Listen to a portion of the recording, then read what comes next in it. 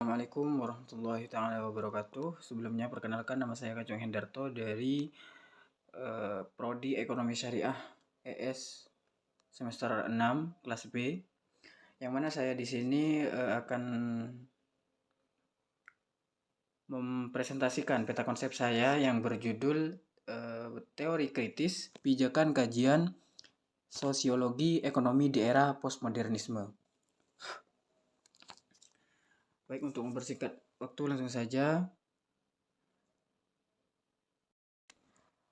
Ini adalah peta konsep yang saya buat, yaitu yang berjudul Teori Kritis Pijakan Kajian Sosiologi Ekonomi di Era Postmodernisme.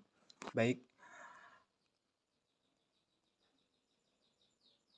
judul ini mengintegrasikan 3 konsep utama, yaitu teori kritis, sosiologi ekonomi, dan postmodernisme.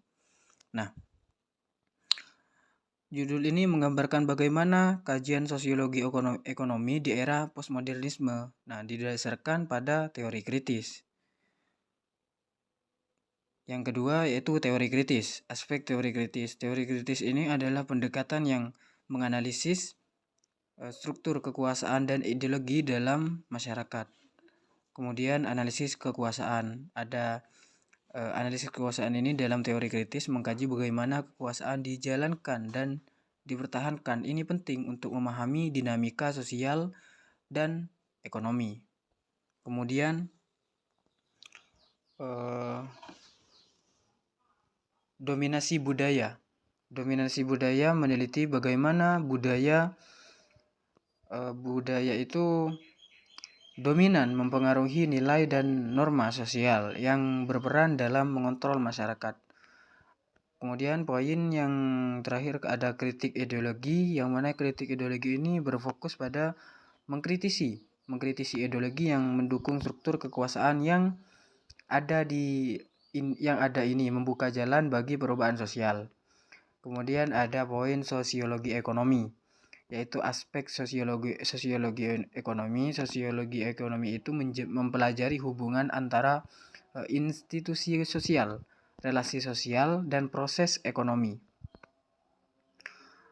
Relasi sosial dan ekonomi. Nah, relasi sosial dan ekonomi meneliti interaksi antara hubungan sosial dan aktivitas ekonomi, memberikan wawasan tentang bagaimana ekonomi dipengaruhi oleh struktur sosial.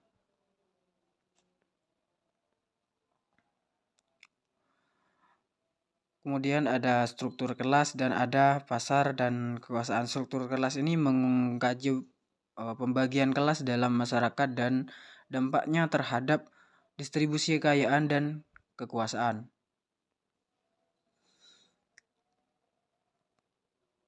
Kemudian ada poin postmodernisme. Untuk karakteristiknya itu ada postmodernisme menekankan keragaman perspektif dan relatif kebenaran yang relevan dalam menganalisis kompleksitas sosial dan ekonomi. Ada pluralisme, ada fragmentasi identitas, ada dekonstruksi narasi besar. Seluruh